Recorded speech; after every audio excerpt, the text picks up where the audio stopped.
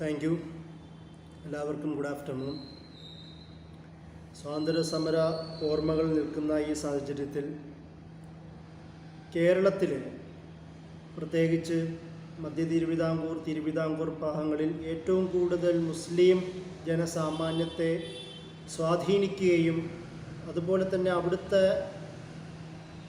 പരിഷ്കരണ പ്രവർത്തനങ്ങളിലും നവോത്ഥാന ചിന്തകളിലുമെല്ലാം വ്യക്തമായ സ്വാധീനം ചെലുത്തുകയും ചെയ്ത വക്കം അബ്ദുൽ ഖാദർ മൗലവിയുടെ ചിന്തകളെയും പ്രവർത്തനങ്ങളെയും ദൈക്ഷണിക യാത്രകളെയും കുറിച്ചുള്ള സംസാരമാണ് നമ്മളിപ്പോൾ നടത്തുന്നത്.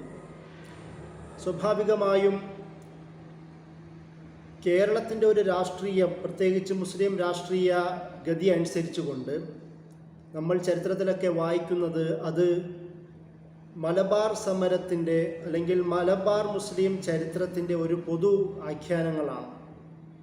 കേരള മുസ്ലിം ചരിത്രം തന്നെ മലബാർ മുസ്ലിം ചരിത്രം എന്ന രീതിയിൽ പോലും മനസ്സിലാക്കപ്പെടുന്ന ഒരു സാഹചര്യവും കൂടിയുണ്ട് എന്ന് നമ്മൾ മനസ്സിലാക്കുക. ആ ഒരു സാഹചര്യത്തിലാണ് മധ്യ തിരുവിതാംകൂറും അതുപോലെ തന്നെ തിരുവിതാംകൂറും അടക്കമുള്ള ഭാഗങ്ങളിൽ വളരെ നിർണായകമായ സ്വാധീനം ചെലുത്തിയ വക്കം അബ്ദുൽ ഖാദർ മൗലവിയുടെ ചിന്തകളെക്കുറിച്ച് സംസാരിക്കുന്നത്. ദക്ഷിണ കേരള മുസ്ലിം ചരിത്രവും ആ ചരിത്രത്തിൽ പ്രത്യേകമായി ഇടം പിടിച്ച വക്കം അബ്ദുൽ ഖാദർ മൗലവിയുടെ ജീവചരിത്രവും അദ്ദേഹത്തിൻ്റെ പ്രവർത്തനങ്ങളും പൊതുവായ ദക്ഷിണ കേരള ലോകത്തു തന്നെയും ഒരുപാട് നവോത്ഥാന ശ്രമങ്ങൾക്ക് തുടക്കം കുറിച്ച ആളും കൂടിയാണ്. മുസ്ലിം സമൂഹം എന്നതിൻ്റെ അപ്പുറം പൊതുസമൂഹത്തിലും കൂടി വ്യക്തമായ സ്വാധീനം ചെലുത്തിയ ആളാണ് വക്കം അബ്ദുൽ ഖാദർ മൗലവി.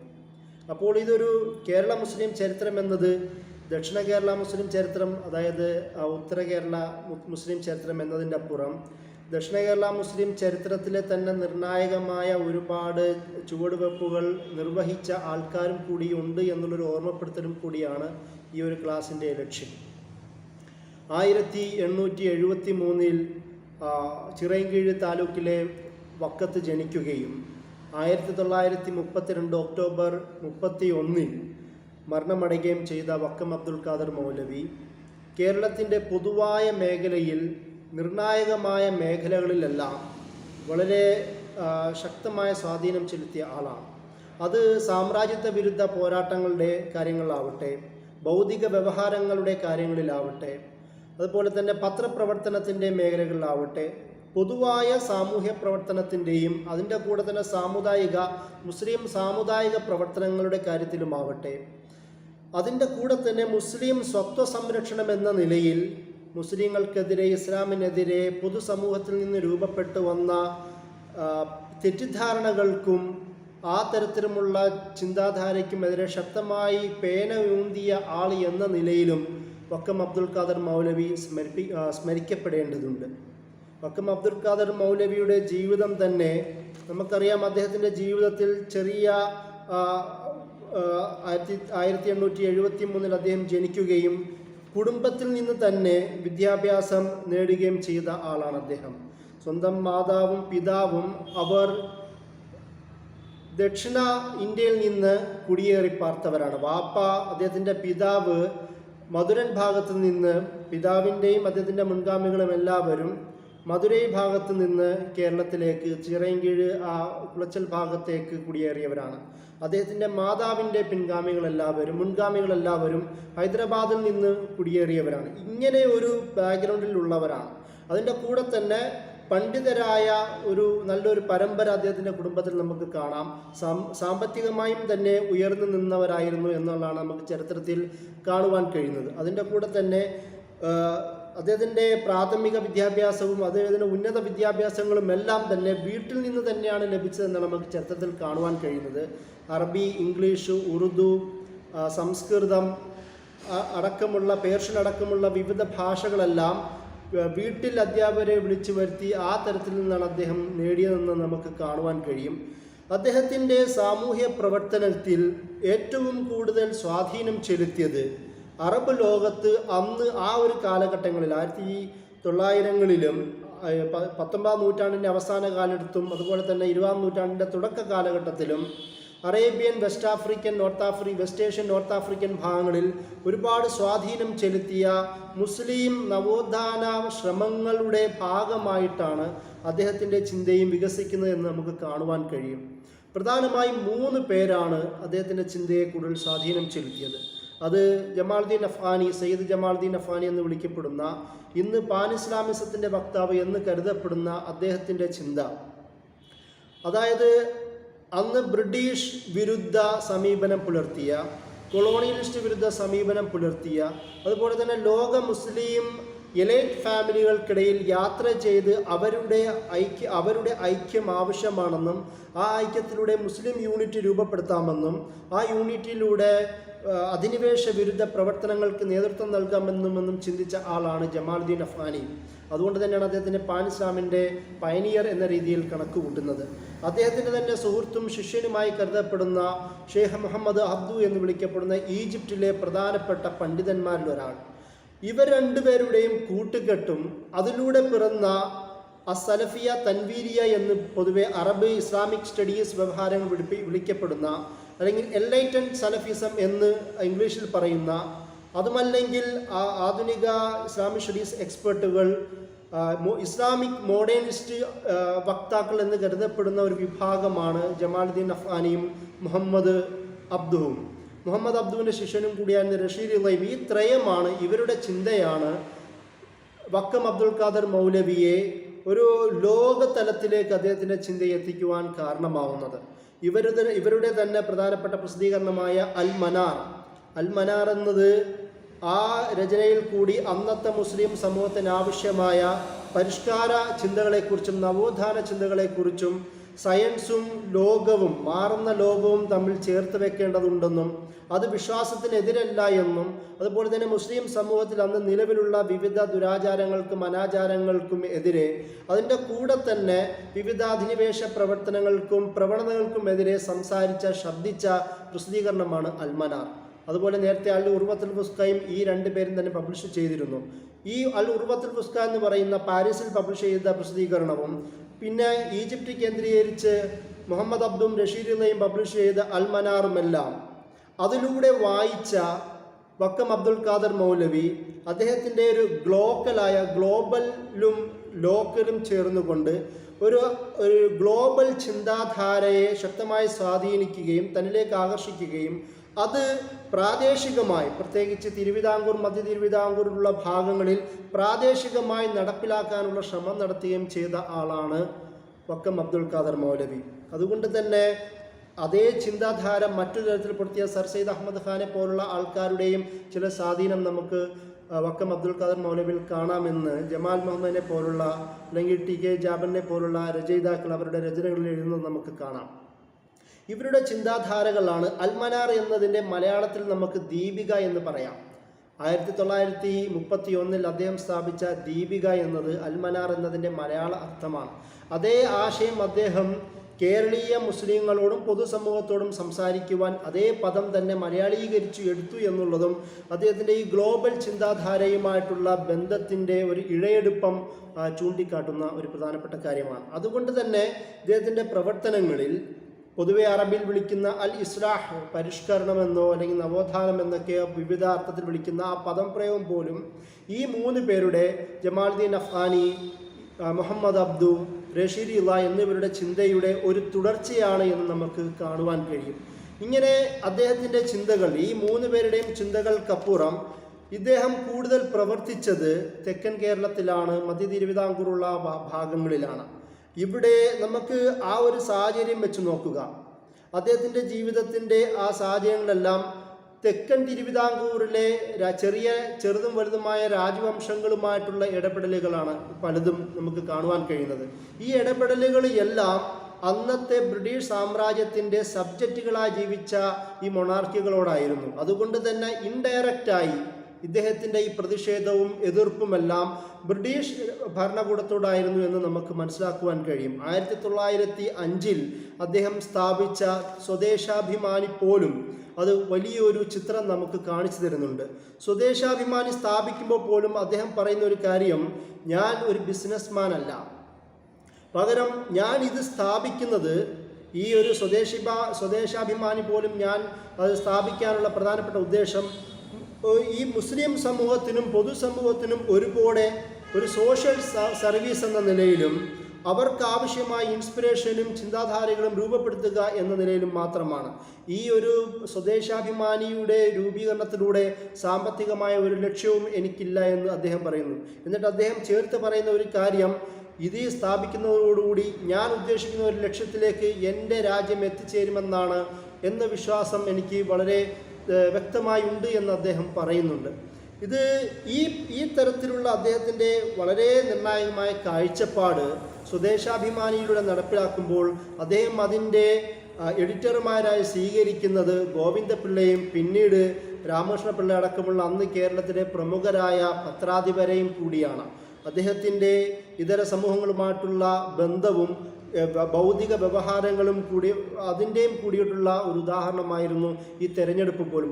ഒരുപക്ഷെ അതുകൊണ്ടാവാം പിന്നീട് വന്ന പല മുസ്ലിം പ്രസിദ്ധീകരണങ്ങളും അവരുടെ തന്നെ പത്രാധിപരായി ഇതര സമൂഹങ്ങളിൽ നിന്ന്, ഇതര മതസമൂഹങ്ങളിൽ നിന്ന് തിരഞ്ഞെടുക്കുന്നത് പോലും ഒരുപക്ഷെ ഇതിൻ്റെ ഒരു ബാക്കി പത്രമായിട്ടാണ് ഞാൻ മനസ്സിലാക്കുന്നത്. ഈ സ്വദേശാഭിമാനി പോലും അദ്ദേഹം എഴുതുന്നത് അന്നത്തെ മൊണാർക്കിയുടെ ശക്തമായ ഒരു ഓപ്പോസിഷണൽ പൊസിഷനിൽ നിർത്തിക്കൊണ്ടാണ്. അതിൽ പലപ്പോഴും ഗോപാലാചാരി പോലുള്ള ദിവാൻമാർക്കെതിരെ ശക്തമായ സംസാരങ്ങൾ അദ്ദേഹം നടത്തുന്നുണ്ട്. അതുകൊണ്ട് തന്നെ 1905 രൂപീകരിച്ച സ്വദേശാഭിമാനി 1910 കണ്ടുകെട്ടപ്പെടുകയാണ് ചെയ്യുന്നത്. ഈ രാമകൃഷ്ണപിള്ളയെ നാടുകടത്തുകയും ചെയ്യുന്നുണ്ട്. ഇതിൻ്റെ രൂപീകരണത്തോടുകൂടി അദ്ദേഹം എങ്ങനെയാണ് ഇതിൻ്റെ രൂപീകരണം എങ്ങനെ നടത്തിയെന്നുള്ളത് തന്നെ വളരെ രസകരമായ ഒരു വർത്തമാനമാണ്. ബ്രിട്ടനിലെ അന്നത്തെ പിയേഴ്സ് ലെസി എന്ന് വിളിക്കപ്പെടുന്ന വളരെ പ്രസിദ്ധമായ കമ്പനിയിൽ നിന്നാണ് അദ്ദേഹം ഇതിൻ്റെ പ്രസ് കേരളത്തിലേക്ക് കൊണ്ടുവരുന്നത്. ഒരുപാട് ലക്ഷക്കണക്കിന് തുക ചെലവഴിച്ചു കൊണ്ടാണ് അദ്ദേഹം ഇതിന് തയ്യാറാവുന്നത്. എന്നത് മാത്രമല്ല, ഒരുപക്ഷെ കേരളത്തിലെ ആദ്യമായി ലോകത്തെ ഏറ്റവും പഴക്കം വന്നതും പ്രസിദ്ധവുമായ വാർത്താ ഏജൻസിയായ റോയിട്ടറുമായി ബന്ധമുണ്ടാക്കുന്നത് വക്കം അബ്ദുൽ ഖാദർ മൗലവിയും കൂടിയാണ്. അത്രത്തോളം പത്രപ്രസിദ്ധീകരണ കാര്യത്തിലും സത്യം അല്ലെങ്കിൽ വാർത്ത ജനങ്ങളിലേക്ക് എത്തിക്കുന്നതിലും ഒരു പ്രതിഷേധ സ്വരം നിലനിർത്തുന്നതിൽ പോലും വളരെ ആഴത്തിൽ പണിയെടുത്ത ഒരാളെന്ന നിലയിലാണ് വക്കം മൗലവിയുടെ ജീവിതത്തിൽ കൂടി നമുക്ക് കാണുവാൻ കഴിയുന്നത്. പിന്നീട് അദ്ദേഹം വേറെയും പത്രങ്ങൾ രൂപീകരിക്കുന്നത് നമുക്ക് കാണുവാൻ കഴിയും. 1906 തന്നെ അദ്ദേഹം മുസ്ലിം എന്ന് പറയുന്ന ഒരു മാസിക, മുസ്ലിം ജനസമൂഹത്തിൻ്റെ ലക്ഷ്യം വെച്ചുകൊണ്ട് ഒരു മാസിക രൂപീകരിക്കുന്നുണ്ട്. അത് ഏകദേശം 9 ലക്കം മാത്രമേ നിലനിൽക്കുന്നുള്ളൂ. അതുപോലെ 1918 തന്നെ അദ്ദേഹം അൽ ഇസ്ലാം എന്ന് പറയുന്ന അന്ന് മുസ്ലിം ജനസാമാന്യം പൊതുവെ സ്വീകരിക്കുന്ന അറബ് മലയാളം ലാംഗ്വേജിൽ തന്നെ ഒരു മാസിക അദ്ദേഹം പുറത്തിറക്കുന്നു, അൽ ഇസ്ലാം എന്നുള്ള പേരിൽ. അതിൽ ഏകദേശം 5 ലക്കങ്ങൾ മാത്രമേ ഉണ്ടായിരുന്നുള്ളൂ. ഇത് വളരെ കുറച്ച് ലക്കങ്ങൾ മാത്രം ഉണ്ടാവാനുള്ള പ്രധാനപ്പെട്ട കാരണം മുസ്ലിം ജനസമൂഹത്തോട് ഒരു ക്രിട്ടിക്കായ ഒരു സമീപനം സ്വീകരിക്കുന്നു എന്നത് തന്നെയാണ്. കാരണം ആ ഒരു സമീപനം സ്വീകരിക്കുന്നതിലൂടെ അദ്ദേഹത്തിന് പൊതുജനത്തിൽ മുസ്ലിം സമൂഹത്തിനിടയിലുള്ള ഒരു സ്വീകാര്യതയ്ക്ക് ഇടിവ് പറ്റുന്നുണ്ട്. കാരണം അവരുടെ മുസ്ലിം കൾച്ചർ, അവരുടെ ജീവിത രീതികളിലുമെല്ലാം ഇസ്ലാമിക വിരുദ്ധമായ ആശയങ്ങളും ആചാരങ്ങളും സൂക്ഷിക്കുന്നതിനെതിരെ ശക്തമായ ശബ്ദമുയർത്തിയതും കൊണ്ടും കൂടിയാണ് ഈ തരത്തിൽ ചെറിയ ചെറിയ കാലയളവിൽ ഇദ്ദേഹത്തിൻ്റെ എല്ലാ പ്രസിദ്ധീകരണങ്ങളും മുടങ്ങുന്നതെന്ന് നമുക്ക് കാണുവാൻ കഴിയും. അങ്ങനെയാണ് 1931 അദ്ദേഹം ഈ ദീപിക തന്നെ സ്ഥാപിക്കുന്നത്. ഞാൻ നേരത്തെ പറഞ്ഞതുപോലെ അൽമനാർ എന്ന് വിളിക്കപ്പെടുന്ന മുഹമ്മദ് അബ്ദുവും റഷീദുള്ളയും അടക്കമുള്ള ഈജിപ്തിലെ പണ്ഡിതന്മാർ രൂപീകരിച്ച ആ പ്രസിദ്ധീകരണത്തിൻ്റെ മലയാളീകരിച്ച പദമാണ് ദീപിക. ഈ ദീപികയിലൂടെയാണ് ഒരുപക്ഷെ കേരളത്തിൽ വളരെ ശക്തമായ ഒരു റോൾ എന്ന നിലയിൽ അദ്ദേഹത്തിൻ്റെ ശബ്ദങ്ങൾ ഉയർന്നു വരുന്നത് നമുക്ക് കാണുവാൻ കഴിയും. ഈ ദീപികയിലൂടെ തന്നെയാണ് ഇസ്ലാമിക വിരുദ്ധമായ ചലനങ്ങൾക്ക് അദ്ദേഹം മറുപടിയും നൽകുന്നത്. ഇതിൻ്റെ കൂടെ തന്നെ അദ്ദേഹം ചെയ്യുന്ന മറ്റൊരു പ്രധാനപ്പെട്ട പ്രത്യേകത, അദ്ദേഹത്തിനെതിരെ, അതായത് ഇസ്ലാമിനെതിരെ അന്ന് ശബ്ദമുയർത്തിയ പല ആൾക്കാർക്കും മറുപടി നൽകുക എന്ന രീതിയിലും അദ്ദേഹം കൈക്കൊണ്ടു എന്ന് നമുക്ക് കാണുവാൻ കഴിയും. അതിൽ ഏറ്റവും പ്രമുഖരായ 2 പേർ വള്ളത്തോൾ നാരായണ മേനോൻ, നമ്മൾ മലയാളികൾ മഹാകവി എന്ന് വിളിക്കപ്പെടുന്ന വള്ളത്തോളിൻ്റെ തന്നെ രചനകളിലെ, അദ്ദേഹത്തിൻ്റെ പ്രസ്താവനകളിലെ ഇസ്ലാമിക വിരുദ്ധമായ വാക്കുകൾക്ക് മറുപടി കൊടുക്കുന്ന ഒരു സംഭവവും കൂടി നമുക്ക് ചരിത്രത്തിൽ കാണുവാൻ കഴിയും. അതായത് ഒരിക്കൽ അദ്ദേഹം മുസ്ലിങ്ങൾ വിഗ്രഹധ്വംസകരാണ് എന്ന് പരാമർശിക്കുന്നതിൽ അദ്ദേഹം പറഞ്ഞു, മുൻകാലങ്ങളിൽ അങ്ങനെ ആയിരുന്നില്ല, അവരും വിഗ്രഹത്തോട് ഒരു സോഫ്റ്റ് കോർണറുള്ള വിഗ്രഹത്തെ ആരാധിക്കുന്നവരായിരുന്നു. അതിന് അദ്ദേഹം പറയുന്ന ഒരു തെളിവെന്ന് പറയുന്നത്, കാബയിലെ മക്കപ്പള്ളിയിലെ ഒരു കല്ലുണ്ട്, ആ കല്ലിൽ അവർ എല്ലാ വിശ്വാസികളും വളരെ ആദരപൂർവ്വം ആരാധനപൂർവ്വം ചുംബിക്കാറുണ്ടായിരുന്നു എന്ന് അദ്ദേഹം പറയുന്നുണ്ട്. അതായത് മക്കയിലെ കാബയിലെ, മുസ്ലിങ്ങൾക്കറിയാം, അത് മക്കയിലെ കാബയിലെ ഹജറുൽ അസ്വദ് എന്ന് വിളിക്കപ്പെടുന്ന ഒരു കറുത്ത കല്ലുണ്ട്. അത് മുസ്ലിങ്ങൾ ആ കാബ നിർമ്മാണത്തിൻ്റെ ഒരു ചരിത്ര സ്മാരകമായി അവശേഷിപ്പിച്ചിരിക്കുന്ന ഒരു കല്ലാണ്. അതിൻ്റെ ആ ചരിത്രത്തോടുള്ള ഓർമ്മ എന്ന നിലയിൽ ചുംബിക്കുക മാത്രമാണ് യഥാർത്ഥത്തിൽ സംഭവിക്കുന്നത്. എന്നാൽ വള്ളത്തോൾ അതിനെ ആ രീതിയിൽ മനസ്സിലാക്കാതെ ഇങ്ങനെ എഴുതിയപ്പോൾ അത് മുസ്ലിങ്ങൾ പണ്ട് നല്ലവരായിരുന്നു, ഇപ്പോൾ നിഗ്രഹരായി മാറി എന്ന ഒരു പരാമർശം ഉണ്ടായപ്പോൾ വക്കം മൗലവി ഇത് പരിപൂർണമായ ഒരു അജ്ഞതയാണെന്നും ഇത് ഒരു ചരിത്ര സ്മാരകമാണെന്നും ഇങ്ങനെയുള്ള മുസ്ലിങ്ങളുടെ അടിസ്ഥാന വിവരങ്ങളെക്കുറിച്ച് ഒരു സാമാന്യ ബോധമെങ്കിലും പ്രമുഖരായ ആൾക്കാർക്കെങ്കിലും, വിദ്യാസമ്പന്നരായ ആൾക്കാർക്കെങ്കിലും ഉണ്ടാവേണ്ടതുണ്ട് എന്ന് ശക്തമായ ഒരു പ്രതിഷേധം അദ്ദേഹത്തിൻ്റെ പ്രസിദ്ധീകരണങ്ങളിൽ എഴുതിയതായി നമുക്ക് കാണുവാൻ കഴിയും. അതുപോലെ തന്നെ അതിലും കൂടുതൽ കുപ്രസിദ്ധമായ ഒരു ഇസ്ലാം ഭീതി വർദ്ധിക്കുന്നതിൽ തന്നെ പ്രധാന കാരണമായ ഒരു സംഭവമാണ് കുമാരനാശാൻ്റെ ദുരവസ്ഥ. കുമാരനാശാനും വക്കം അബ്ദുൽ ഖാദർ മൗലവിയും അടുത്ത സുഹൃത്തുക്കളായിരുന്നു. പക്ഷെ അദ്ദേഹത്തിൻ്റെ ദുരവസ്ഥയിൽ ക്രൂര മുഹമ്മദർ ചിന്തുന്ന ഹൈന്ദവ ചോരയിൽ ചേർന്നെഴുമേറെ നാട്ടിൽ നിന്ന് പോലെ തുടങ്ങുന്ന അദ്ദേഹത്തിൻ്റെ ദുരവസ്ഥയിലെ മലബാർ സമരവുമായി ബന്ധപ്പെട്ട് അദ്ദേഹത്തിനുണ്ടായ തെറ്റിദ്ധാരണകളെ കാവ്യമായി ചിത്രീകരിച്ച സാഹചര്യത്തിൽ ശക്തമായ പ്രതിഷേധമാണ് മുസ്ലിം സമൂഹത്തിൽ അന്നുണ്ടായത്.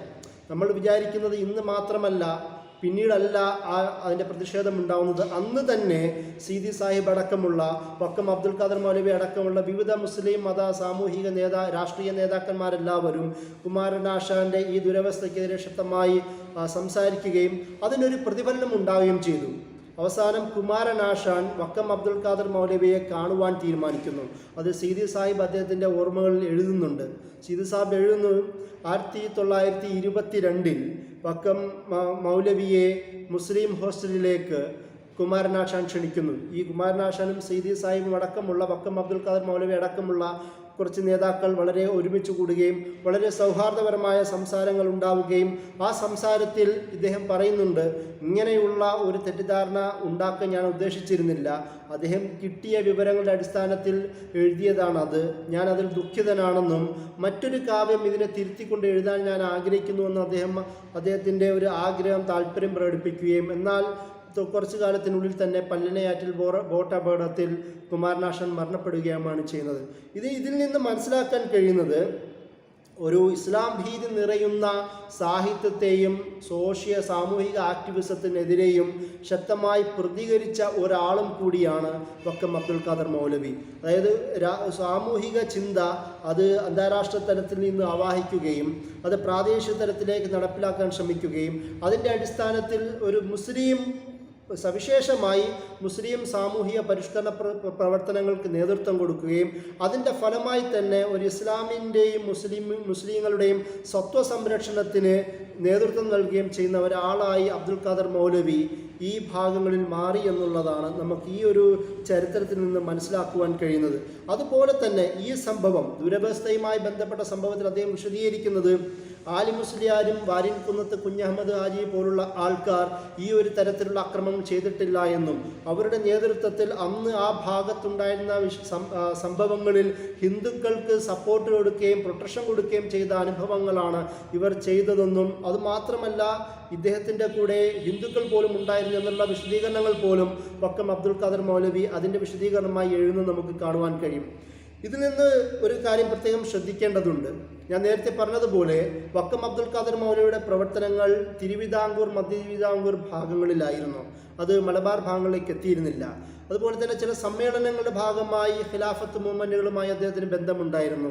അല്ലാതെ വളരെ ഈ തരത്തിലുള്ള ആഴമുള്ള ഇഴയടുപ്പങ്ങൾ ഉണ്ടായിരുന്നില്ല. എന്നാൽ പോലും വക്കം അബ്ദുൽ ഖാദർ മൗലവി ഈ മലബാർ സമര പോരാട്ടങ്ങളോട് ഒരു സിമ്പതി നിറഞ്ഞ അനുഭാവപൂർവമായ നിലപാടാണ് സ്വീകരിച്ചതെന്നും അതിനെതിരെ ഉയർന്നു വരുന്ന ആരോപണങ്ങൾക്ക് ശക്തമായി മറുപടി നൽകുവാൻ അദ്ദേഹം തയ്യാറായിരുന്നു എന്നും നമുക്ക് ഈ ഒരു സംഭവത്തിൽ കൂടി മനസ്സിലാക്കാൻ കഴിയുന്ന പ്രധാനപ്പെട്ട വസ്തുതയാണ്.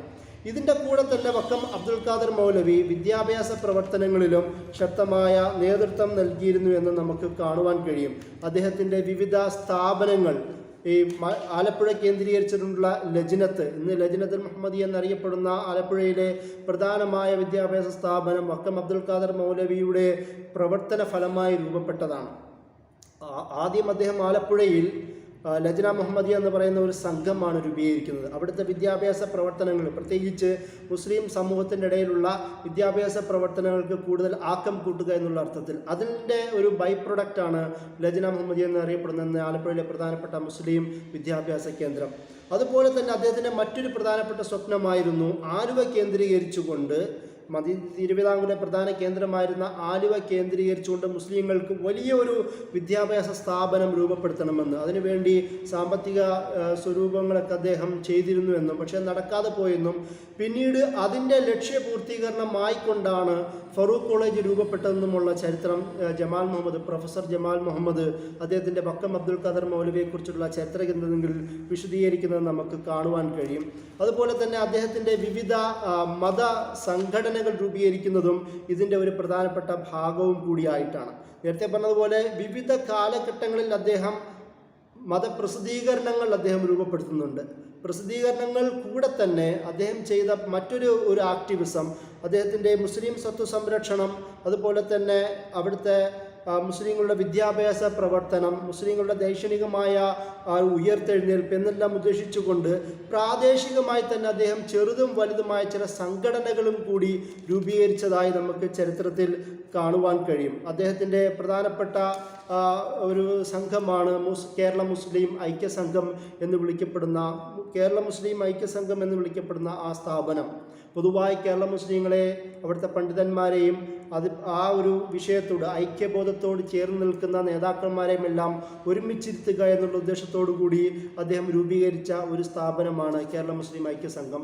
അതുപോലെ തന്നെ മുസ്ലിങ്ങൾക്കിടയിലുള്ള പ്രധാനപ്പെട്ട പണ്ഡിത വിഭാഗത്തിനെ ഒന്നിച്ചിരുത്തുവാൻ വേണ്ടി കേരള ജമിയത്തുൽ ഉലമ എന്ന് പറയുന്ന വലിയ ഒരു പണ്ഡിത സഭയുടെ രൂപീകരണത്തിലേക്ക് പോലും അദ്ദേഹത്തിൻ്റെ ചിന്തകൾ പോയതായി നമുക്ക് കാണുവാൻ കഴിയും. ഇതിൻ്റെ കൂടെ തന്നെ ചിറയൻകീഴ് കേന്ദ്രീകരിച്ചുകൊണ്ട്, അതായത് അദ്ദേഹത്തിൻ്റെ ഭാഗത്ത് വക്കം ഭാഗത്തിന് തൊട്ടുപാടുള്ള ചിറയൻകീഴ് താലൂക്ക് കേന്ദ്രീകരിച്ചുകൊണ്ട് മുസ്ലിം സമാജം അദ്ദേഹം രൂപീകരിക്കുന്നുണ്ട്. കുറച്ചും കൂടി തിരുവിതാംകൂർ ഭാഗത്ത് വന്നുകൊണ്ട് മുസ്ലിം സഭ അദ്ദേഹം രൂപീകരിക്കുന്നുണ്ട്. നേരത്തെ പറഞ്ഞതുപോലെ ലജ്ന മുഹമ്മദിയെ പോലുള്ള സംഘം അദ്ദേഹം രൂപീകരിക്കുന്നുണ്ട്. ഇങ്ങനെ വ്യത്യസ്ത സംഘങ്ങൾ രൂപീകരിച്ചുകൊണ്ട് അതിനൊരു സോഷ്യൽ മൊബിലിറ്റി, മുസ്ലിം സമൂഹത്തിൻ്റെ പരിഷ്കരണ, നവോത്ഥാന, നവജാഗരണ പ്രവർത്തനങ്ങൾക്ക് ഒരു സോഷ്യൽ മൊബിലിറ്റി ആവശ്യമാണ് എന്നുള്ള ആ ഒരു അണ്ടർസ്റ്റാൻഡിങ്ങിൽ നിന്നുകൊണ്ട് തന്നെയാണ് അദ്ദേഹം സംഘടനകൾ രൂപീകരിക്കുന്നതിലൂടെ അതിനൊരു ഓർഗനൈസ്ഡായ സിസ്റ്റമാറ്റിക്കായ രീതി ഉണ്ടാക്കാൻ കഴിയുമെന്നാണ് അദ്ദേഹം മനസ്സിലാക്കുന്നത്. കാരണം അദ്ദേഹത്തിൻ്റെ രചനകളിലെല്ലാം 1932 അദ്ദേഹം ദീപികയിൽ തന്നെ ഈ ഒരു ആശയത്തിൽ എഴുതുന്നത് നമുക്ക് കാണുവാൻ കഴിയും. കേരളത്തിൽ നവോത്ഥാനം എന്നുള്ള പദം പ്രയോഗം പോലും അദ്ദേഹം ആദ്യഘട്ടങ്ങളിൽ ഉപയോഗിക്കുന്നത് നമുക്ക് കാണുവാൻ കഴിയും. അതുപോലെ തന്നെ ഇസ്ലാം മതം നവീകരണം എന്ന പേരിൽ അദ്ദേഹം ആദ്യകാലങ്ങളിൽ എഴുതുന്നത് കാണുവാൻ കഴിയും. കാരണം കേരള മുസ്ലിം സമൂഹത്തിൽ ഇന്നും നവോത്ഥാനം എന്നുള്ളത് പ്രധാനമായും വെല്ലുവിളികൾ നേരിടുന്ന ഒരു പദപ്രയോഗമാണ്.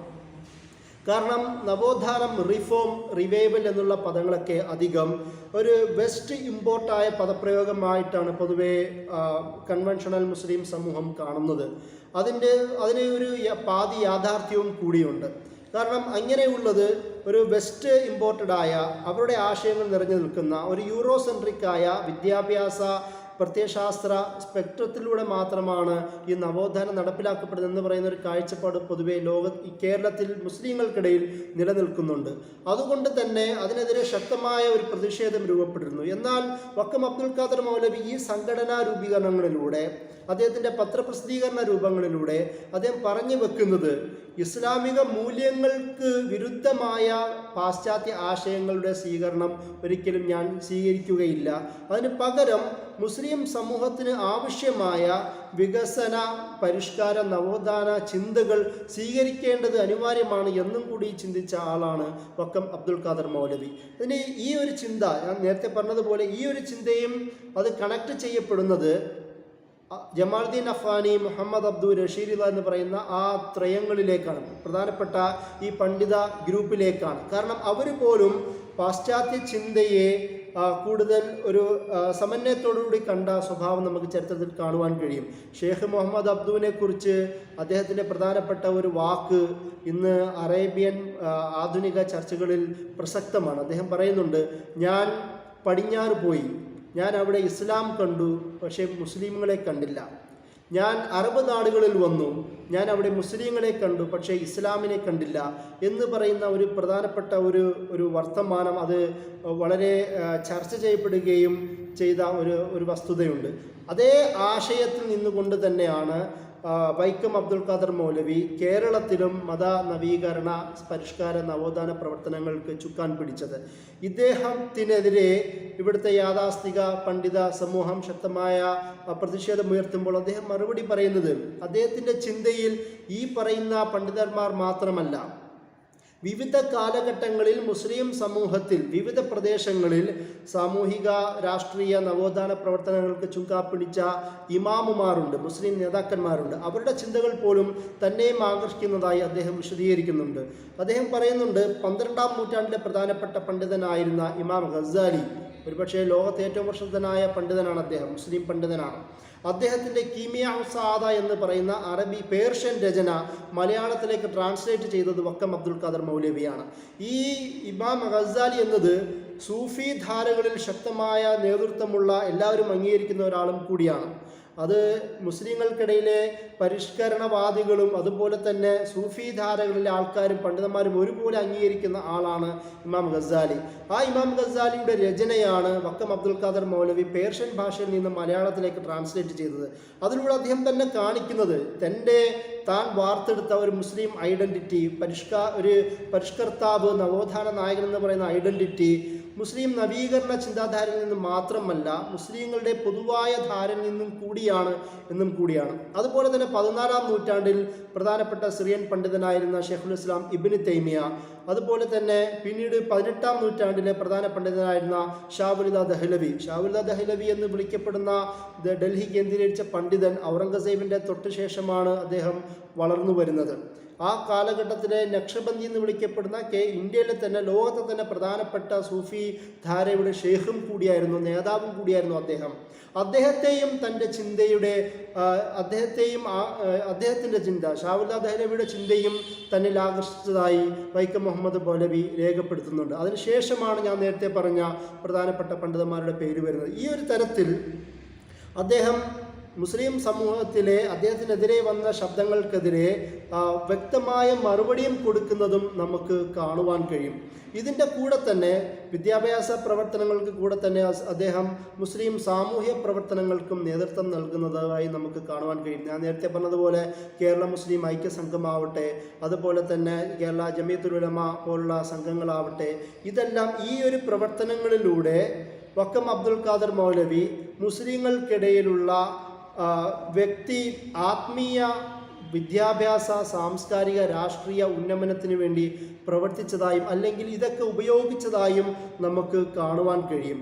അതിൻ്റെ കൂടെ വേറൊരു അന്നത്തെ ഒരു രാഷ്ട്രീയ പശ്ചാത്തലവും കൂടി നമ്മൾ വിശദീകരിക്കേണ്ടതുണ്ട്. ഞാൻ നേരത്തെ പറഞ്ഞതുപോലെ ഖിലാഫത്ത് മൂവ്മെൻറ്റുമായി അദ്ദേഹത്തിന് ബന്ധം വളരെ വ്യക്തമായി ഉണ്ടായിരുന്നില്ല. അദ്ദേഹത്തിൻ്റെ അധികവും ആ ഒരു മലബാർ കേന്ദ്രീകരിച്ചുണ്ടാവുന്ന അവിടുത്തെ വിപ്ലവ സമരങ്ങളോട് ഒരു സിമ്പത്തറ്റിക്കായ അല്ലെങ്കിൽ അനുഭാവപൂർണമായൊരു നിലപാടുണ്ടായിരുന്നു. അവർക്കെതിരെ ഉണ്ടാകുന്ന ആരോപണങ്ങൾക്കെതിരെ ശക്തമായി പ്രതികരിക്കുന്ന ഒരാളായിരുന്നു എന്നതിൽ കവിഞ്ഞ് മറ്റു ബന്ധങ്ങളൊന്നും അവരുമായിട്ടുണ്ടായിരുന്നില്ല. എന്നത് മാത്രമല്ല, ഇന്ത്യയിലെ ദേശീയ പ്രസ്ഥാനവുമായും പോലും അദ്ദേഹത്തിന് ഇത്രത്തോളം ബന്ധമുണ്ടായിരുന്നില്ല എന്നതും കൂടി വളരെ പ്രത്യേകമായൊരു കാര്യമാണ്. 1922 തിരുവനന്തപുരത്ത് മഹാത്മാഗാന്ധി എത്തിയപ്പോൾ അദ്ദേഹവുമായി സംഭാഷണങ്ങളും ചർച്ചകളും ഏർപ്പെടുന്ന ഒരു ചരിത്ര നിമിഷം ഉണ്ട്. എന്നല്ലാതെ ഒരു ദേശീയ പ്രസ്ഥാനവുമായി ആ ഒരു തരത്തിൽ അദ്ദേഹത്തിന് ബന്ധമുണ്ടായിരുന്നില്ല. അപ്പോൾ ഇതിൽ നിന്ന് നമുക്ക് മനസ്സിലാക്കാൻ കഴിയുന്നത് വക്കം അബ്ദുൽ ഖാദർ മൗലവി ഒരുപോലെ സാമ്രാജ്യത്വ വിരുദ്ധനായിരുന്നു. അത് അദ്ദേഹത്തിൻ്റെ ആ സാമ്രാജ്യത്വ വിരുദ്ധത പ്രകടമാവുന്നത് ലോക്കലായ ആ ഭാഗത്തുള്ള അവിടുത്തെ ഹിന്ദു ഭരണാധികാരികൾക്കും ദിവാന്മാർക്കും എതിരെയുള്ള ശക്തമായ അവരുടെ അനീതിയും കറപ്ഷനും എതിരെയുള്ള ശക്തമായ പ്രതിഷേധങ്ങളിലൂടെയാണ്. കാരണം അവർ ഈ ബ്രിട്ടീഷ് സാമ്രാജ്യത്തിൻ്റെ സാമന്തന്മാരായി അവരുടെ കീഴിൽ ഭരിക്കുന്ന സബ്ജക്റ്റുകളായി മാത്രം ഭരിക്കുന്ന ഒരു സമൂഹമായിരുന്നു എന്നതാണ്. അതിലൂടെയാണ് അദ്ദേഹത്തിൻ്റെ ഒരു സാമ്രാജ്യത്വ വിരുദ്ധത വ്യക്തമാവുന്നത്. രണ്ടാമത് അദ്ദേഹത്തിൻ്റെ സാമ്രാജ്യത്വ കൊളോണിയൽ വിരുദ്ധത വ്യക്തമാവുന്നത് ഞാൻ നേരത്തെ പറഞ്ഞതുപോലെ ജമാലുദ്ദീൻ അഫ്ഗാനി, റഷീദുള്ള, മുഹമ്മദ് അബ്ദു എന്ന് പറയുന്ന ചിന്ത, അവരുടെ അധിനിവേശ കൊളോണിയൽ വിരുദ്ധ ചിന്തകളുടെ കേരളത്തിലെ മലയാളി പ്രസിദ്ധീകരണങ്ങളിലുള്ള അദ്ദേഹത്തിൻ്റെ പ്രകാശനങ്ങളിലൂടെയാണ്. അതാണ് രണ്ടാമത്തെ അദ്ദേഹത്തിൻ്റെ കൊളോണിയൽ അധിനിവേശ വിരുദ്ധത പ്രകടമാവുന്നത്. മറ്റൊന്ന്, ഇതിൻ്റെ ഭാഗമായി ഈ ഒരു ബ്രിട്ടീഷ് സാമ്രാജ്യത്തിൻ്റെ അല്ലെങ്കിൽ ആധുനിക വിദ്യാഭ്യാസത്തിൻ്റെ മറ്റിൻ്റെ ഭാഗമായി മുസ്ലിം സമൂഹത്തിൽ രൂപപ്പെട്ട വിവിധ ഒരു ഇസ്ലാമിക വിരുദ്ധമായ ആശയങ്ങൾക്കെതിരെ അദ്ദേഹം ശക്തമായി സംസാരിച്ചിരുന്നു. മുസ്ലിം സ്വത്വ സംരക്ഷണത്തിന് അദ്ദേഹം പ്രാമുഖ്യം നൽകിയിരുന്നു എന്നും അതിൻ്റെ ഭാഗമായി മനസ്സിലാക്കേണ്ടതുണ്ട്. അതിനു വേണ്ടിയിട്ടാണ് അദ്ദേഹം സംഘടനകളും പ്രസിദ്ധീകരണങ്ങളും അതുപോലെ തന്നെ അദ്ദേഹത്തിൻ്റെ കേരള മുസ്ലിം പണ്ഡിതന്മാരെ ഒരുമിപ്പിച്ചിരുത്താനുള്ള ശ്രമങ്ങളും അദ്ദേഹം നടത്തിയത് എന്നും നമ്മൾ മനസ്സിലാക്കേണ്ടതുണ്ട്. ഇതിൻ്റെ ഭാഗമെന്ന നിലയിൽ, ഈ ഒരു ചർച്ചയുടെ ഭാഗമെന്ന നിലയിൽ സാധാരണ പൊതുജനങ്ങൾക്കുണ്ടാവുന്ന ഒരു സംശയമാണ് വക്കം അബ്ദുൽ ഖാദർ മൗലവി ആരാണെന്നുള്ളത്. കാരണം അദ്ദേഹത്തിൻ്റെ മകൻ്റെ പേരും വക്കം അബ്ദുൽ ഖാദർ എന്ന പേര് തന്നെയാണ് ഉള്ളത്. ഈ അദ്ദേഹത്തിൻ്റെ മകനും കേരളത്തിലെ പ്രമുഖനായ ഒരു സാമൂഹ്യ വിമർശകനും പത്രപ്രവർത്തകനും ഒരു ബുദ്ധിജീവിയും കൂടിയായിരുന്നു. ഇദ്ദേഹത്തിൻ്റെ വക്കം അബ്ദുൽ ഖാദർ എന്ന് പറയുന്ന അദ്ദേഹത്തിൻ്റെ മകൻ തന്നെ ധാരാളം ഭാഷ, ഈ പേർഷ്യൻ, അറബി, ഇംഗ്ലീഷ്, ഉറുദു, ജർമ്മൻ അടക്കമുള്ള വിവിധ ഭാഷകൾ സ്വായത്തമാക്കിയ ഒരു പണ്ഡിതനും കൂടിയായിരുന്നു. അദ്ദേഹം ഇഖ്ബാലിൻ്റെ അസ്റാറെ ഖുദി പോലുള്ള, ജവാബോ ഷിക്കുവ പോലുള്ള വിവിധ രചനകൾ അദ്ദേഹം മലയാളത്തിലേക്ക് അദ്ദേഹം ട്രാൻസ്ലേറ്റ് ചെയ്തിരുന്നു. അതുപോലെ തന്നെ കേരളീയ സാഹിത്യകാരന്മാരെ കുറിച്ചിട്ടുള്ള ഒരു ചരിത്രം, തൂലികാ ചിത്രങ്ങൾ എന്ന് പറയുന്ന ഒരു ചരിത്രവും അദ്ദേഹം എഴുതിയിരുന്നു. അതുപോലെ ജിയും ഭാഷാ കവികളും വിചാരവേദി പ്രതിഭാശാലികൾ, അതുപോലെ സാഹിത്യ ദർശന വിമർശകന്മാരും എന്ന് പറയുന്ന വിവിധ രചനകളും വക്കം അബ്ദുൽ ഖാദർ അദ്ദേഹത്തിൻ്റെ മകനും എഴുതിയിട്ടുണ്ട്. ഒരുപക്ഷെ ചില ആൾക്കാർക്ക് ഈ രണ്ട് വ്യക്തിത്വങ്ങൾ, മകനും പിതാവും തമ്മിൽ മാറിപ്പോകുന്നതായും നമുക്ക് കാണുവാൻ കഴിയും. അതുകൊണ്ട് ഞാൻ അതിൻ്റെ ഇടയിൽ ചേർത്ത് പറഞ്ഞതാണ്. ഇതിൻ്റെ കൂടെ വക്കം അബ്ദുൽ ഖാദർ മൗലവിയിലേക്ക് തിരിച്ചു പോകാം. വക്കം അബ്ദുൽ ഖാദർ മൗലവിയുടെ ഏറ്റവും പ്രധാനപ്പെട്ട മുസ്ലിം സമൂഹത്തിലുള്ള മറ്റൊരു ചിന്തയാണ് ഇജ്തിഹാദ് എന്ന് പറയുന്ന ചിന്ത. ഇജ്തിഹാദ് എന്നത് മുസ്ലിം സമൂഹത്തിലെ വളരെ പ്രധാനപ്പെട്ട ഒരു സാങ്കേതിക സംജ്ഞമാണ്. അത് സ്ഥലകാല മാറ്റങ്ങൾക്കനുസരിച്ചുകൊണ്ട് ഇസ്ലാമിൻ്റെ ശൈലിയെ, നിയമത്തെ അത് കാലികമായി വ്യാഖ്യാനിക്കുകയും ജനങ്ങൾക്ക് അത് എളുപ്പമാക്കി നൽകുകയും ചെയ്യുക എന്ന് പറയുന്ന ഒരു പ്രക്രിയയാണ്. വളരെ നീണ്ട, സൂക്ഷ്മവും വളരെ ആഴത്തിലും പഠിച്ചെടുക്കുന്ന പ്രക്രിയയ്ക്കാണ് ഇജ്തിഹാദ് എന്ന് വിളിക്കുന്നത്. ഈ ഇജ്തിഹാദ് കേരളീയ മുസ്ലിം സമൂഹത്തിലെ പണ്ഡിതന്മാർ അതിനോട് ഒരു പ്രതിലോമകരമായ സമീപനം സ്വീകരിച്ചിരുന്നതായി അന്ന് അദ്ദേഹം രേഖപ്പെടുത്തുന്നുണ്ട്. അതുകൊണ്ട് തന്നെ അദ്ദേഹം പറയുന്നത്, ഇജ്തിഹാദ് എന്ന് പറയുന്ന ഈ ഇൻ്റലക്ച്വൽ റീസണിങ് ഉപയോഗിക്കുന്ന ഈ പ്രക്രിയ അത് വളരെ അനിവാര്യമായി നടപ്പിലാക്കപ്പെടേണ്ടതുണ്ടെന്നും മുസ്ലിം സമൂഹത്തിന് മുന്നോട്ടുള്ള പോക്കിൽ അത് ഇജ്തിഹാദ് അനിവാര്യമാണെന്നും അദ്ദേഹം എടുത്ത് പറയുന്നുണ്ട്. അതിൻ്റെ കൂടെ തന്നെ അദ്ദേഹം പറയുന്നത്, ഈ നവോത്ഥാനം എന്നത് അന്നത്തെ കൺവെൻഷണൽ പണ്ഡിതന്മാർ വിമർശിച്ചതുപോലെ മുസ്ലിം സമൂഹത്തെ പിന്നോട്ട് കൊണ്ടുപോകാനല്ല നവോത്ഥാനം എന്നത്, മുസ്ലിം സമൂഹത്തിൻ്റെ ഭാവി സുരക്ഷിതമാക്കുക എന്നുള്ള ഉദ്ദേശത്തോടു കൂടിയാണ് അദ്ദേഹം ഇസ്ലാഹ്, പരിഷ്കാരം, നവോത്ഥാനം എന്നുള്ള പദം ഉപയോഗിച്ചത് എന്ന് നമുക്ക് അദ്ദേഹത്തിൻ്റെ രചനകളിൽ കൂടി കാണുവാൻ കഴിയും. അദ്ദേഹം യുക്തി എന്നുള്ള പദപ്രയോഗത്തെ വളരെ സൂക്ഷ്മമായി അദ്ദേഹത്തിൻ്റെ രചനകളിൽ ഉപയോഗിച്ചതായി കാണുവാൻ കഴിയും. അതായത് ഞാൻ നേരത്തെ പറഞ്ഞതുപോലെ ആ ത്രയത്തിൻ്റെ, ജമാലുദ്ദീൻ അഫ്ഗാനി, റഷീദുള്ള, മുഹമ്മദ് അബ്ദു എന്ന് പറയുന്ന രചനകളുടെ ശക്തമായ സ്വാധീനവും കൂടിയാണ് ഇദ്ദേഹത്തിൻ്റെ ഈ ഭാഷയുടെ, അദ്ദേഹത്തിൻ്റെ പൊളിറ്റിക്സ് ഓഫ് ലാംഗ്വേജ്, അതും അതിൻ്റെ ഒരു സ്വാധീനമാണ്. അതിലൂടെ അദ്ദേഹം കൈകാര്യം ചെയ്ത വ്യവഹാരങ്ങളും അതിൻ്റെ സ്വാധീനമാണ്. അതുകൊണ്ട് തന്നെയാണ് റീസണിങ് എന്നുള്ള പദം ഉപയോഗിക്കുന്നത് തന്നെ ഇജ്തിഹാദ് എന്ന് പറയുന്ന മുസ്ലിം സ്ഥലകാല സാഹചര്യങ്ങൾ അനുസരിച്ചുകൊണ്ട് മുസ്ലിം നിയമങ്ങളുടെ പരിഷ്കാരത്തെക്കുറിച്ചിട്ടുള്ള വർത്തമാനമാണ്. അതിലും യുക്തി വളരെ അനിവാര്യമാണ് എന്ന് വക്കം അബ്ദുൽ ഖാദർ മൗലവി അദ്ദേഹം ഇതിനെക്കുറിച്ചുള്ള ചിന്തകൾ വിശദമായി വിശദീകരിക്കുന്നത് നമുക്ക് കാണുവാൻ കഴിയും. അതുപോലെ ജമാലുദ്ദീൻ അഫ്ഗാനി ഈ പണ്ഡിതന്മാരുടെ പ്രവർത്തനങ്ങളും അവരുടെ രചനകളും കേരളത്തിലേക്ക് ട്രാൻസ്ലേഷൻ ചെയ്യുവാനും അദ്ദേഹം തയ്യാറാവുന്നത് നമുക്ക് കാണാം. വിവിധ ഭാഷകളിലുള്ള വിവിധ പണ്ഡിതന്മാർ, പ്രധാനമായും മുസ്ലിം സമൂഹത്തിന് പ്രവാചകൻ മുഹമ്മദിൻ്റെ ചരിത്രത്തെയും അതിനുശേഷമുള്ള ഇസ്ലാമിക ചരിത്രത്തിൻ്റെയും വ്യക്തമായ ധാരണ ഉണ്ടാവണം എന്ന് കരുതിക്കൊണ്ട് സയ്യിദ് സുലൈമാൻ നദിവെ പോലുള്ള പ്രധാനപ്പെട്ട പണ്ഡിതന്മാരുടെ രചനകൾ അദ്ദേഹം മലയാളത്തിലേക്ക്, അറബിയിൽ നിന്ന് മലയാളത്തിലേക്ക് ട്രാൻസ്ലേറ്റ് ചെയ്യുന്നത് നമുക്ക് കാണുവാൻ കഴിയും. ഇതേപോലെ ഞാൻ നേരത്തെ പറഞ്ഞതുപോലെ ഞാൻ എൻ്റെ വാക്കുകൾ ചുരുക്കുകയാണ്. ആഗോള തരത്തിലുള്ള ഇസ്ലാമിൻ്റെ ചിന്തയെ അതിനെ ആവാഹിക്കുകയും അത് പ്രാദേശികമായ മുസ്ലിം ആത്മീയ, ധാർമ്മിക, വിദ്യാഭ്യാസ, രാഷ്ട്രീയ, സാംസ്കാരിക മേഖലകളുടെ നവോത്ഥാനത്തിന് വേണ്ടി ഉപയോഗിക്കുകയും ചെയ്ത ആളാണ് വക്കം അബ്ദുൽ ഖാദർ മൗലവി. അതിനുവേണ്ടി വ്യത്യസ്ത ഘട്ടങ്ങളിൽ അവിടുത്തെ പ്രാദേശികമായ പ്രതിബന്ധങ്ങളെ തരണം ചെയ്തുകൊണ്ട് തന്നെ അവിടുത്തെ മൊണാർക്കികളുടെ ദിവാൻ്റെ, ബ്രിട്ടീഷ് ഭരണകൂടത്തിൻ്റെ തന്നെ അവർ നേരിട്ട അവരുടെ വെല്ലുവിളികളെ തരണം ചെയ്തുകൊണ്ട് തന്നെ പ്രസിദ്ധീകരണങ്ങൾ ഇറക്കിയ ആളാണ്. അതിനു വേണ്ടി തന്നെ ലോകതലത്തിലുള്ള റോയിട്ടേഴ്സിനെ പോലുള്ള പ്രധാനപ്പെട്ട പത്ര ഏജൻസികളുമായി ആദ്യമായി ബന്ധപ്പെട്ട ഒരു മുസ്ലിം പണ്ഡിതനും കൂടിയാണ് വക്കം അബ്ദുൽ ഖാദർ മൗലവി.